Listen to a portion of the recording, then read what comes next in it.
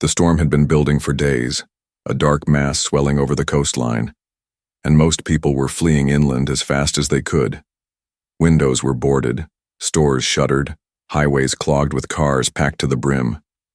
But while thousands tried to escape the hurricane's path, one man was driving straight into it. He wasn't chasing thrill, and he wasn't looking for chaos. He had a reason, something stronger than fear and louder than the roar of the wind, to risk his life when everyone else was running the opposite way.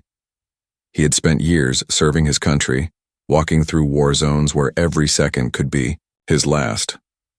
Hurricanes didn't scare him. Fear was familiar, but so was responsibility. When he heard that the storm had shifted and was bearing down faster than expected, his mind was already racing. He knew how people panicked, how animals were often forgotten in the rush. The thought haunted him. What or who would be left behind this time? Rain was already hammering the windshield, wipers struggling to keep up as he steered down the empty highway. The sky was an angry gray, clouds twisting with a force that felt almost alive. Power lines swayed dangerously overhead. Road signs bent and rattled as if they were about to snap. His gut told him he didn't have much time. Hurricanes didn't wait, and once the worst of it hit, there would be no turning back. He remembered something he had heard earlier that morning, a rumor, a whisper that a small ranch out on the edge of the county had been abandoned. No evacuation trailer, no livestock transport, no plan, just silence. At first, it seemed impossible. Who would leave animals behind with a storm like this coming? But the more he thought about it, the more it gnawed at him. He couldn't shake the possibility that lives were hanging in the balance, silent and defenseless against the storm. As he pushed deeper into the hurricane's approach, the world grew wilder. Tree branches hurled across the road, rain hit so hard it felt like hail, and gusts shoved his truck sideways. He kept his hands steady, eyes sharp. Every instinct told him this was dangerous, but every bit of him that had once stood guard in a foreign desert told him that you don't leave the vulnerable behind. Not people, not animals, not anyone. The ranch wasn't far, but every mile felt like 5. He passed empty barns, dark houses with sandbags piled against doors, and cars abandoned in ditches. The world was ghostly, stripped of sound except for the screaming wind. He turned onto a gravel path, tires grinding over the wet rock. Ahead, through the sheets of rain, he saw it, the outline of a weathered barn and a sagging fence. No lights, no movement, just the uneasy stillness of a place already surrendered to the storm. Pulling closer, he spotted shapes beyond the fence line. At first, they looked like shadows swaying in the rain. Then, with a shock, he realized what they were. Horses. A dozen of them. Their coats slick with rain, their manes whipped by the wind, their bodies pressed together in a corner of the pasture as if trying to shield one another. They weren't just trapped, they were abandoned. He slammed the truck into park and leapt out, the storm tearing at his clothes, stinging his skin with rain. The horses lifted their heads at the sound, ears flicking, nostrils flaring. Panic rippled through them as thunder cracked overhead. They shifted and pressed tighter, hooves sinking into the muddy ground. They knew the danger even if they didn't understand it. And here they were, left with nowhere to go. The fence was broken in places, but not enough to free them. He ran, his hands along the wood testing the posts. They were old, weak, but not yet giving way. It would take force, real force, to open a path. The storm screamed around him, as if daring him to try. He could taste the salt in the air, feel the ground, shudder under each gust. The hurricane was coming closer and he was running out of time. He thought about the people who had owned this ranch. Maybe they had meant to come back. Maybe fear had frozen them in place, or maybe they hadn't had the equipment to haul such powerful animals. But intentions didn't matter now. What mattered was that 12 living, breathing creatures stood, only a few minutes away from disaster, and he was the only one here to do something about it. His chest tightened as he scanned the field. The horses were restless, eyes wide with terror, their muscles tense and trembling. They could bolt at any moment. If he made the wrong move, if he spooked them, the chaos could be worse than the storm itself. He needed to think fast. He needed a plan. Lightning split the sky, illuminating the field in a blinding flash, and for one fleeting second he saw them clearly. 12 horses, each a story of strength and survival, each with fear written across their faces. They had no voice to cry out, no way to beg for help. But in that moment he heard them as clearly as if they had spoken. They were pleading. The storm was closing in, and he knew the next decision would determine whether they lived or died. His hands tightened into fists, breath sharp and steady, mind racing through every option. The wind howled louder. The fence creaked and the ground shook with the power of the hurricane bearing down. He took one step toward the gate, rain streaming into his eyes, heart pounding harder than it ever had before. And that's when something unexpected happened. Something he could never have predicted. Something that would change the night and the lives of those 12 horses forever.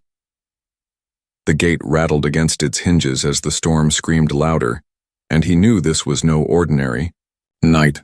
His boots sank deeper into the mud as he pushed closer, every step feeling heavier than the last. The horses shifted again, their eyes following him with a mixture of fear and desperate hope. The tension in the air was thick, as if the entire place was holding its breath, waiting to see what he would do next.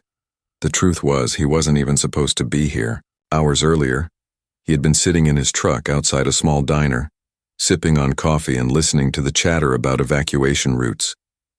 People talked about the storm in clipped voices, whispering like it was a ghost hovering just beyond the horizon.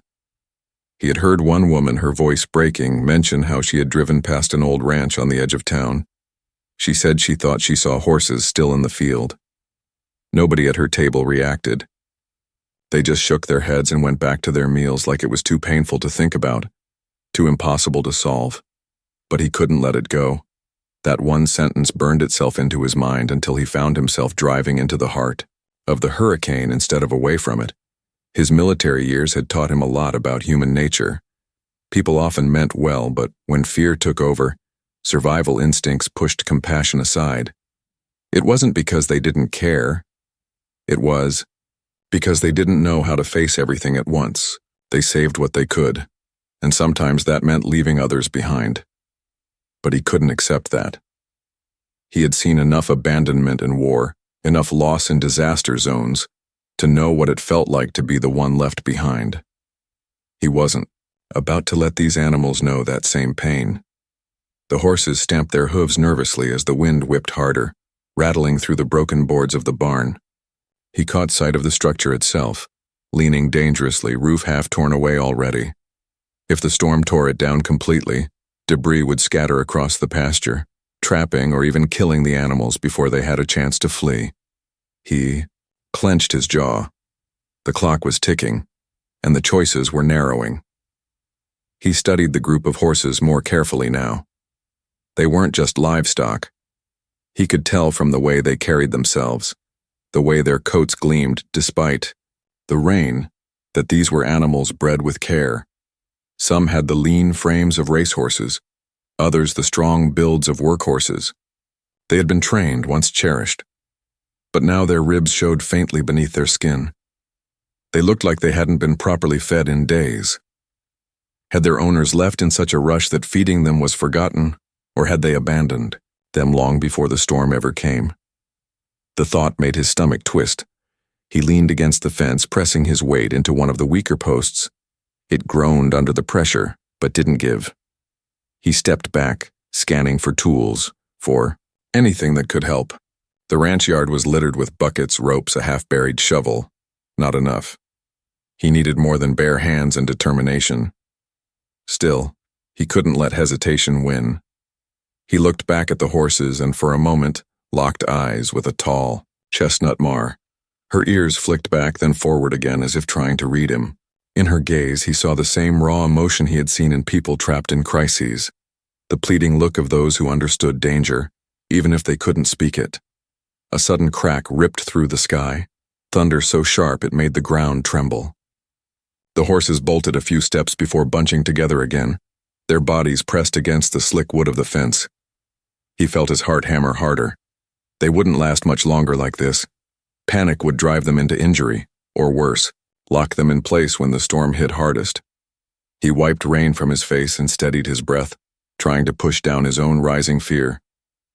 He thought back to his days overseas, remembering the way his team had been taught to move carefully in chaos, to keep calm when everything screamed otherwise.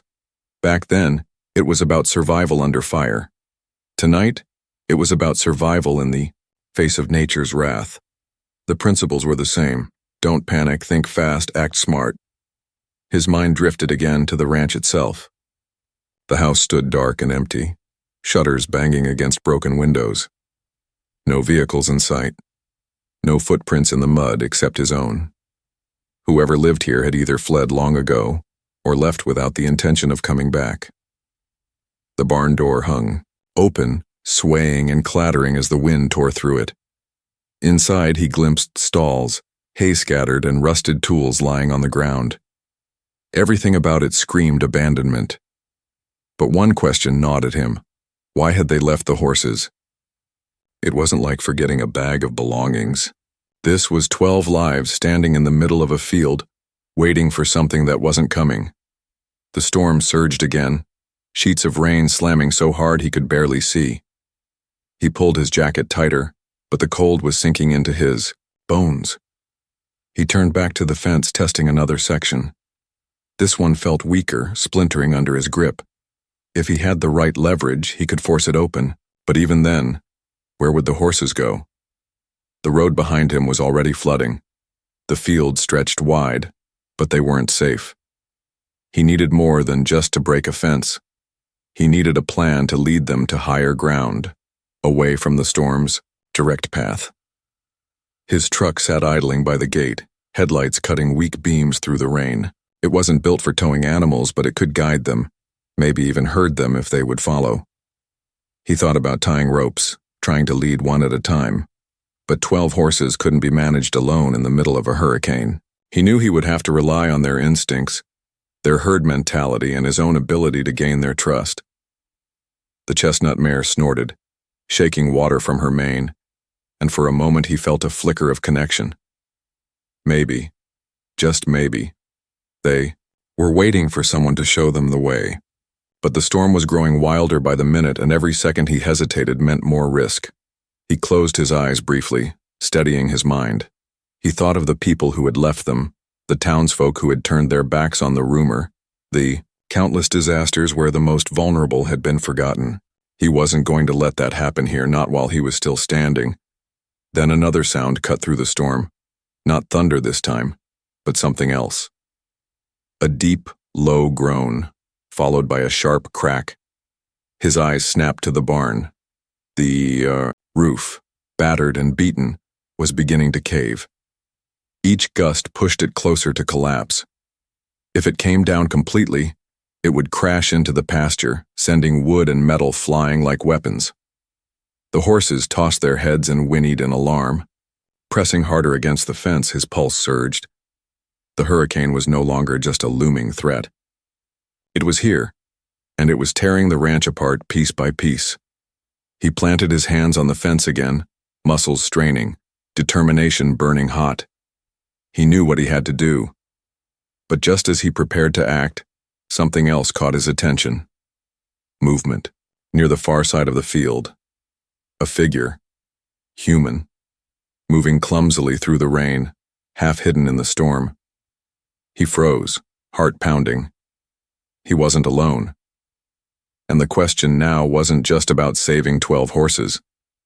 It was about who else was out there in the storm, and what role they played in the mystery of why these animals had been left behind. The figure stumbled along the fence like a ghost pulled through the rain.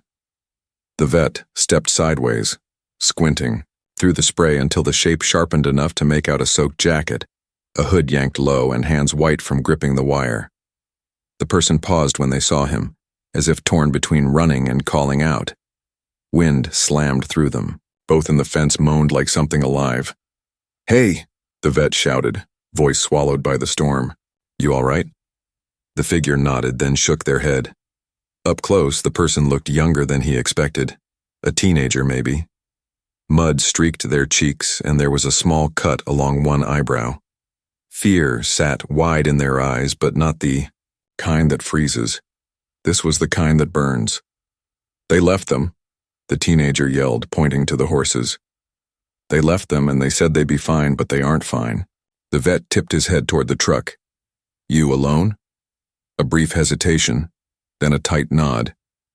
"I came back." Couldn't stop thinking about it. Another thunderclap rolled over the fields, and the horses surged again, bodies pressing together, hooves churning mud. The vet felt the decision hook into him. He didn't have the luxury of figuring out every detail of the story. Not yet.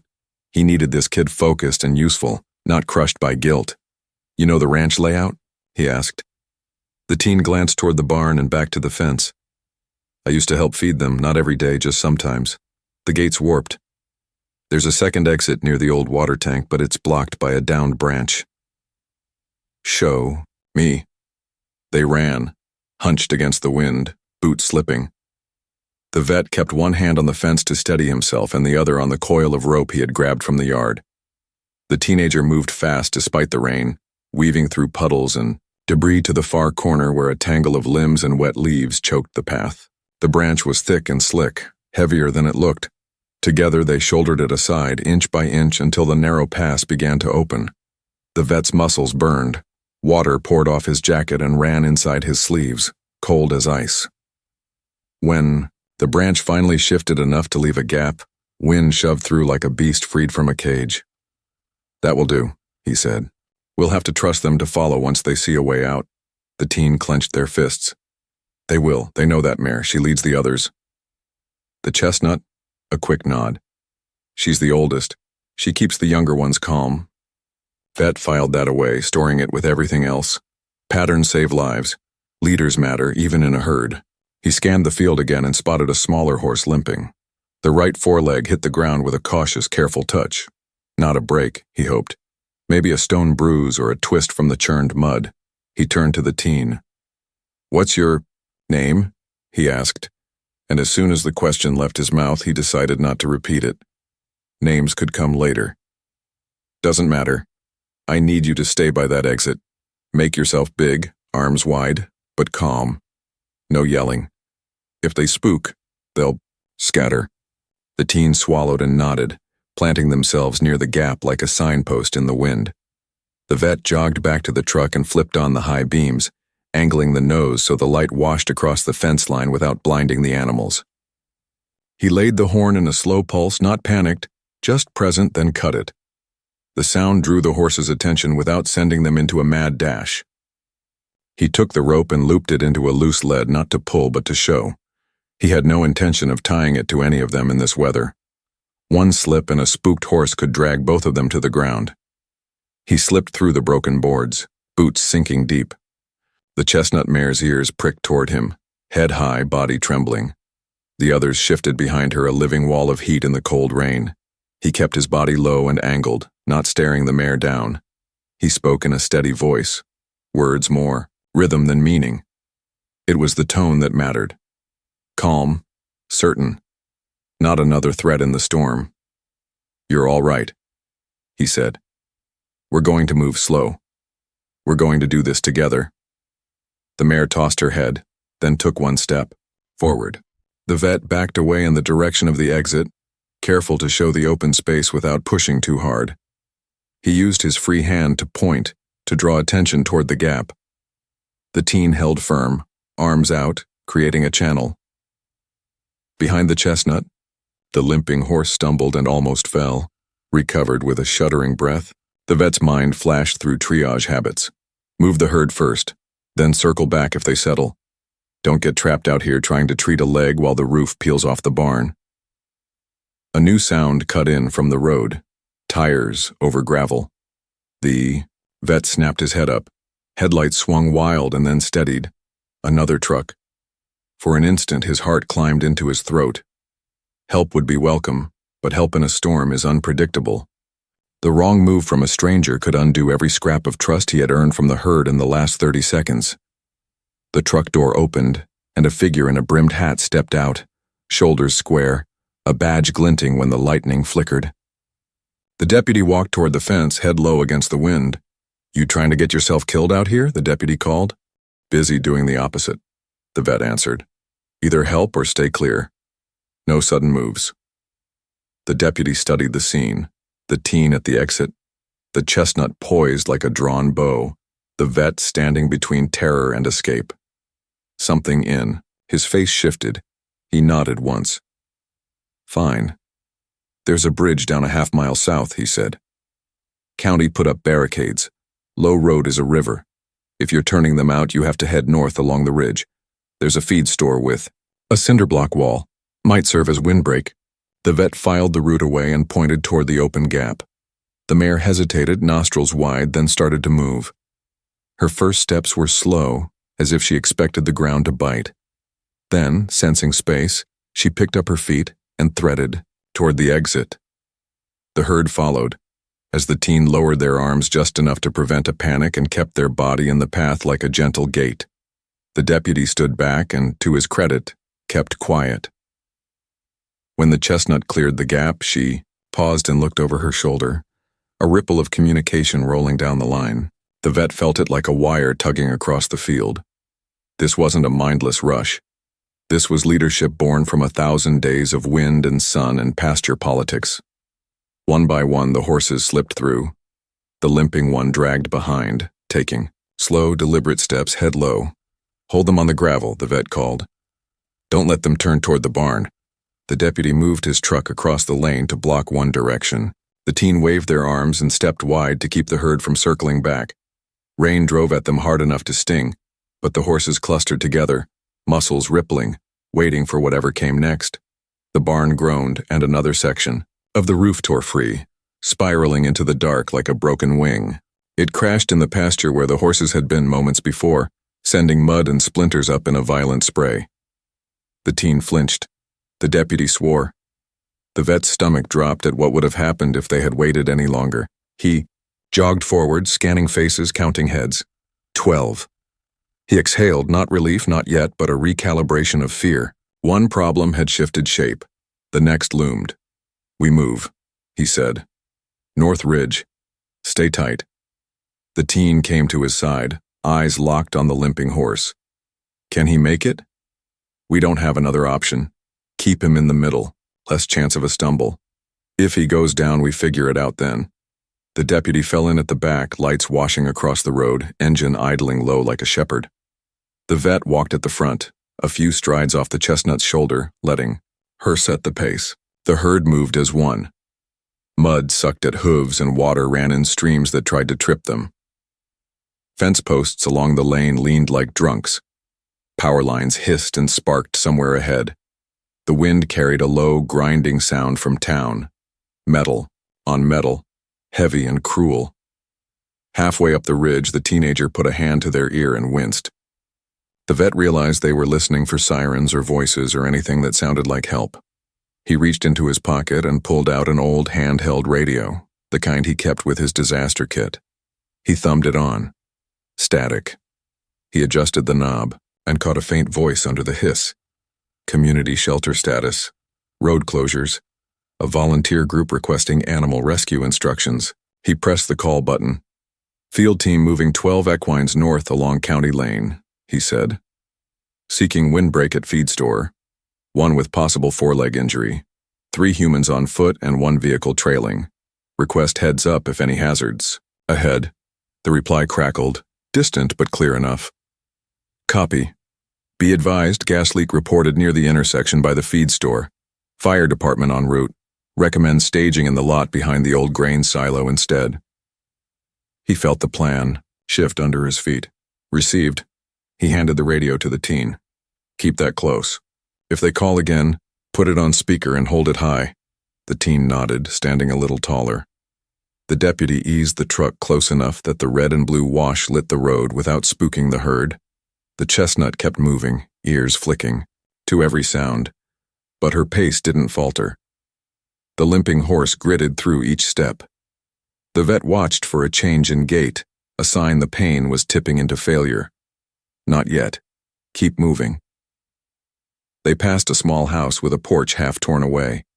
A dog barked once from inside, then went silent, A garden flag snapped itself to pieces on a broken pole. The world felt reduced to movement and breath and the counting of strides. The storm pressed them inward, made everything simple. Go forward. Do not stop. Do not scatter. Near the top of the ridge, a car slid out from a side road and fishtailed. The deputy hit a quick burst of the siren and the car stopped short, wheels chewing the shoulder. A woman inside rolled down her window, hair whipping, face wet with tears. "Is there a safe route to the shelter?" she shouted. "I can't. Get my dad to answer. He lives south of here." The deputy stepped closer, hands up, calm and firm. "Road is flooded that way. Head north and cut across Maple. If you see standing water, you turn around. Don't gamble it." She nodded, knuckles white on the wheel. Her eyes shifted past him to the horses. Something softened in her expression. "Bless you," she said, and drove on with careful, crawling speed. The vet saw the teen watch her go with a look that mixed grief and resolve. People were making impossible choices all over the county. They were one moving piece in a huge churning map of fear and courage. At the ridge crest, the wind hit harder, stripping the heat from their bodies. The deputy pulled ahead and blocked a side lane where a pile of roofing shingles skated like deadly cards. The vet steered the herd left toward the grain silo lot the radio had mentioned. The silo rose like a gray tower, built in a time when everything was made to outlast storms. The low buildings around it were cinderblock and corrugated metal, ugly but solid. It wasn't safety, not truly, but it could be a pause. They filed into the lot and turned their backs to the wind. The chestnut placed herself between the gusts and the others. The vet saw the limping horse tremble and finally lower to one knee. He moved fast, kneeling in the mud, hands gentle on the fetlock. The leg was warm, too warm, and the hoof packed with grit and a thin wedge of broken shell from the barn roof. He worked it free with a small tool from his pocket, a habit knife. He kept sharp for rope and splinters. The horse flinched, then exhaled a sound so human it cut him.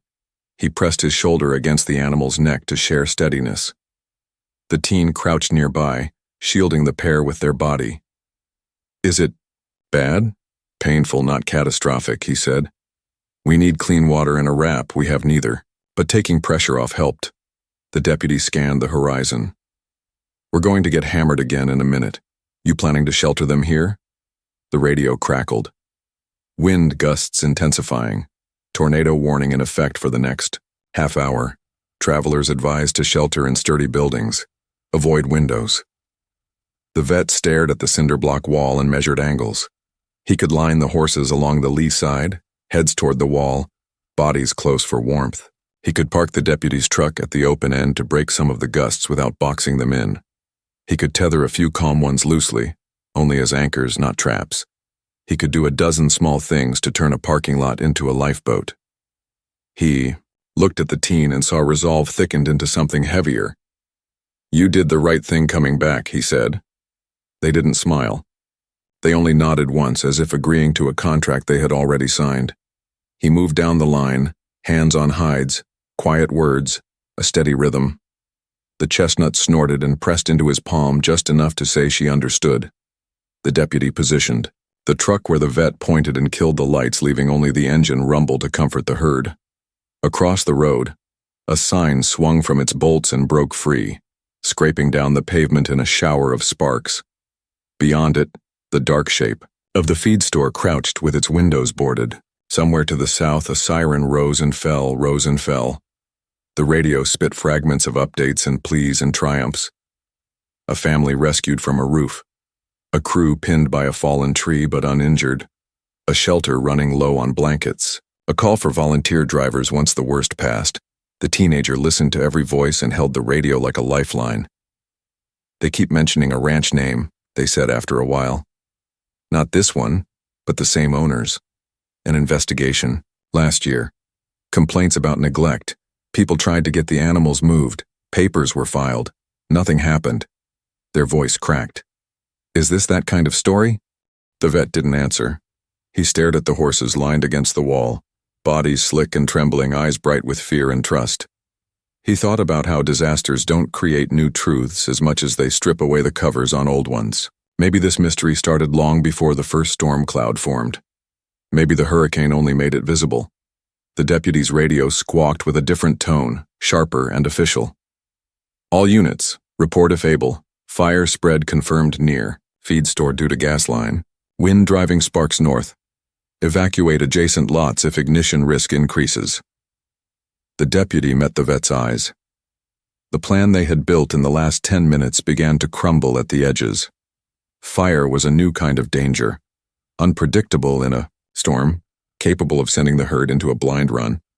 We can't move them far, the vet said, but we may have to move them again. Another gust hit, harder than before, shoving the world sideways. The chestnut braced and the herd pressed tighter. The limping horse shifted weight with a grunt, then steadied. The teen grabbed the vet's arm, not to pull him away, but to ground themselves to someone who looked like he knew which way to face. Tell me what to do, they said. He opened his mouth to answer, ready to lay out the next steps, ready to take in new information and remake the plan. But a flicker of orange lit the clouds beyond the feed store, growing, hungry, carried by the wind like a living thing eager to test the lines they had drawn. Somewhere between the fire's glow and the storm's roar, a second set of headlights appeared on the ridge, moving too fast. The deputy swore under his breath. The vet turned to the chestnut, to the teen, to the fragile shelter of the cinder block wall. They had saved the horses from the first danger, only to find themselves hemmed in by a worse one they could not yet see the limits of. And the next choice, the one that might cost them everything they had gained, was already racing down the hill toward them. The headlights on the ridge grew brighter, bouncing wildly over the broken road, too fast for the conditions. Mud sprayed, in long arcs, tires howling against gravel. The deputy swore again, stepping forward with one hand on his radio and the other hovering near his holster out of instinct. The vet stiffened, every nerve alert. The herd shifted uneasily, the chestnut tossing her head at the glare, the limping horse trembling where it rested. The teenager pressed the radio tight to their chest and moved closer to the cinder block wall, eyes darting between the fire glow, the storm, and the oncoming vehicle. The truck skidded at the bottom of the ridge and roared up, engine straining, against the incline. When it reached the lot, brakes screamed and it fishtailed before stopping at an angle that sprayed mud over everything. The headlights cut directly into the herd, and the horses screamed, rearing and stamping. The vet flung his arm wide, blocking the light with his body, shouting for the driver to kill it. The chestnut lurched sideways, nearly crushing one of the smaller geldings against the wall before she recovered and circled back, eyes rolling white. The door slammed and a man jumped out. His outline was broad, shoulders hunched in a raincoat, but his movements were fast and sharp. His voice cut through the storm with an edge of command. "Get them back in the barn," he shouted. "You can't keep them here. They'll scatter when the fire spreads. Move them now." The deputy squared himself. "Barn's down. Roof's gone. These horses aren't going back in there." The man stalked forward, mud splashing around his boots. The storm whipped his coat open enough for the vet to see the badge clipped to his belt. Animal control, not law enforcement. His face was set hard, jaw tight, eyes wide in a way that didn't inspire trust. "They're registered stock," he barked. "They belong to the county now. I've got orders to relocate them. You don't know what you're doing. You'll get them killed." The chestnut screamed again, jerking against the wind, nostrils flaring at the stranger's tone.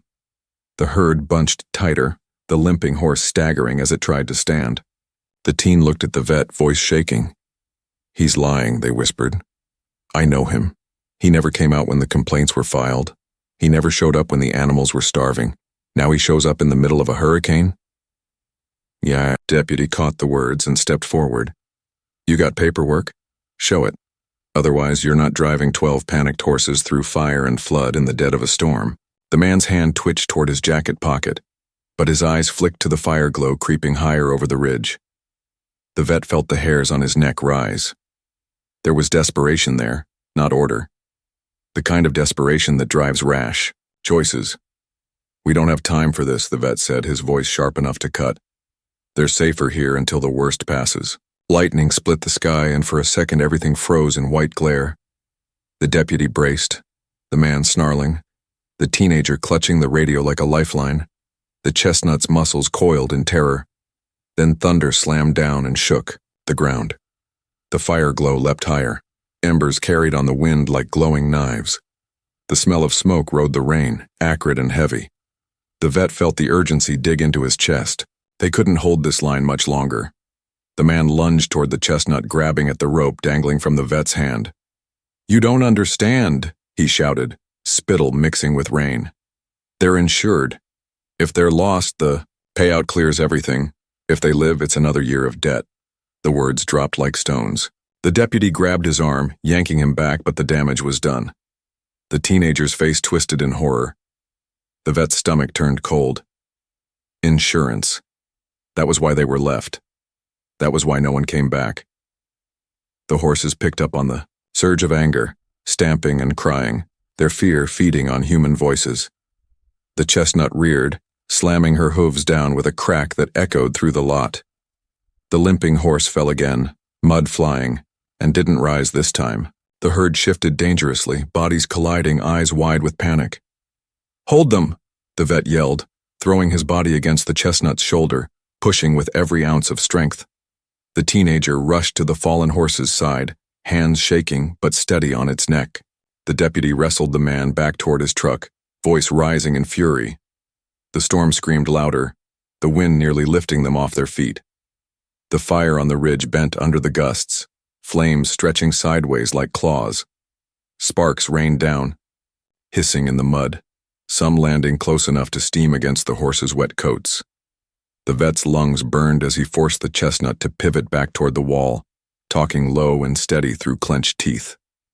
The mare's eyes rolled, but she pressed back into him, trembling hard enough to rattle his bones. The rest of the herd followed her lead, shifting into a tighter cluster against the cinder block. The teenager cried out. The fallen horse was struggling to breathe, legs thrashing weakly in the muck. The vet cursed under his breath and dropped to his knees, hands on the animal's heaving side. He couldn't fix this in the open, not without supplies, not in the middle of chaos. But leaving it meant the herd would sense the weakness and unravel completely. "Stay with him," he told the teen. "Keep his head up. Keep him calm. Talk to him." The teen nodded, tears mixing with rain, whispering steady words into the horse's ear. The chestnut lowered her head, blowing a hot breath against the vet's arm as if waiting for him to prove he still had control. Another crash tore through the storm, the roof of the feed store finally giving way, metal folding like paper. The fire glow flared brighter, lighting the lot in a sick orange haze. The deputy shouted into his radio calling for backup, but the answer was only static. The man from animal control wrenched free and scrambled toward his truck, screaming over his shoulder, "You'll regret this. You'll lose all of them." He gunned the engine and peeled away, tires spitting mud.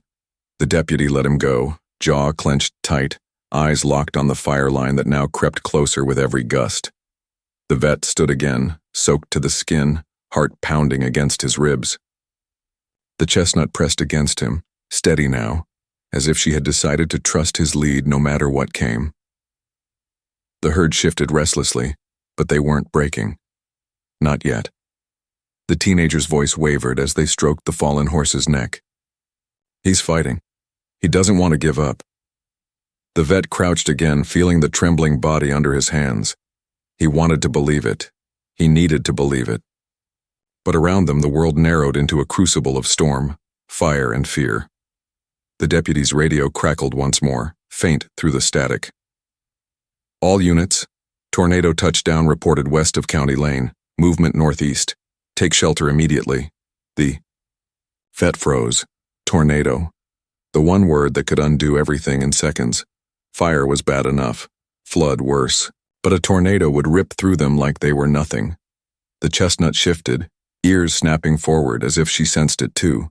The sky deepened to a darker shade, the clouds boiling in unnatural swirls. The wind dropped suddenly, eerie and heavy as though the world itself was holding its breath. The vet looked at the deputy, then the teen, then the herd. His mind raced through every option. None good, all dangerous. The fire pressed from one side, The storm circled overhead, the land beneath them turning to water and mud. Every choice left on the table would demand more than they had, and yet he knew they would have to make one. The air grew thicker, the silence heavier. Then somewhere in the distance, a low roar began to build, deep and steady, growing louder with every second. The deputy's eyes widened. The teenager gripped the radio like it was the last thing tying them to hope. The horses lifted their heads as one, ears pricked, nostrils flaring at the unnatural sound. The vet tightened his grip on the rope and pressed his body to the chestnut's side, whispering to her, steadying her, even as his own chest tightened. The roar was coming closer, and it was coming fast. The roar grew into a freight train sound that swallowed the night. The vet's chest tightened as he realized the tornado was bearing down faster than they had time to think. The deputy shouted for everyone to get low, but the wind picked up again in sudden violent bursts, whipping debris through the lot. The horses screamed in terror, the chestnut pawing at the ground as the pressure in the air shifted. The teenager clutched the fallen horse's head and looked at the vet with wide eyes full of fear. "Stay with me," the vet said, forcing calm into his voice though his own heartbeat thundered. He pressed his shoulder against the mare's side and gestured for the deputy to use the truck as a barricade. The deputy swung it around and parked tight against the open end of the cinder block wall. It wasn't perfect, but it was the only shelter they had. The tornado tore across the ridge, ripping trees from the ground and flinging them like matchsticks. Roof pieces, fence posts, and scraps of metal whirled in the air. The grain silo groaned as the wind battered it, but its thick, concrete bones held. The herd pressed together in a living wall, bodies shaking, eyes rolling. But they stayed because the chestnut stayed. The teenager kept whispering to the injured horse, refusing to let go. The storm howled its rage over them for what felt like hours, though it was only minutes. Mud churned beneath them. Rain stung their skin like needles, and every second stretched into a test of endurance. The vet kept one hand on the mare's halter and the other stretched toward the teenager, as if to hold them anchored by will alone. The deputy crouched by the truck, shouting into his radio, though static drowned most of it out, and then, just as suddenly, the roar passed. The tornado veered northeast, leaving the lot rattled but standing. The silence that followed was heavy, broken only by the ragged breathing of the herd and the hiss of fire still burning beyond the ridge. The vet lifted his head slowly, scanning the scene. The silo stood. The wall still shielded them. Every horse was accounted for. The fallen one was still alive, chest rising shallow but steady. The teenager collapsed against the horse's neck, sobbing with relief. The deputy let out a low whistle and wiped his face with a muddy hand. The vet exhaled the breath he had been holding for what felt like forever. They had survived the worst of it. Morning came pale and gray, the storm finally dragging itself east. Smoke curled faintly on the horizon where fire crews had contained the blaze. Roads were littered with branches and power lines, but the rain had slowed to a mist. The world looked torn apart, but it also looked like a place ready to rebuild. With the storm gone, neighbors and volunteers began to arrive.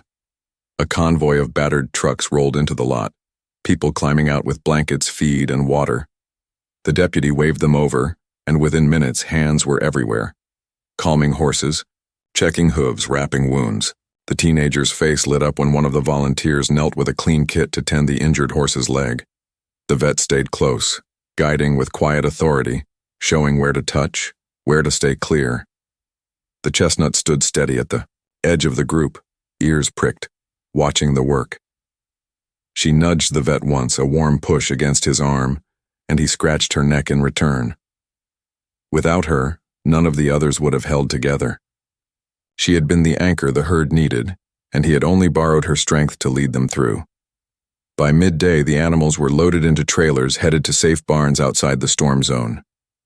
The limping horse managed to climb the ramp with help, legs wrapped, eyes calm because the chestnut was already inside. The teenager rode in the back of the truck following the trailers, one hand pressed to the window, eyes fixed on the horses as if afraid they might vanish if not watched every second. The deputy leaned against his cruiser, writing up his report, Mud-streaked and uniform torn, but his expression was softer now. He shook the vet's hand firmly. "You saved them," he said. The vet shook his head. "We saved them. All of us, and that kid?" He nodded toward the teenager. "Didn't quit when it mattered." The deputy followed his gaze and nodded.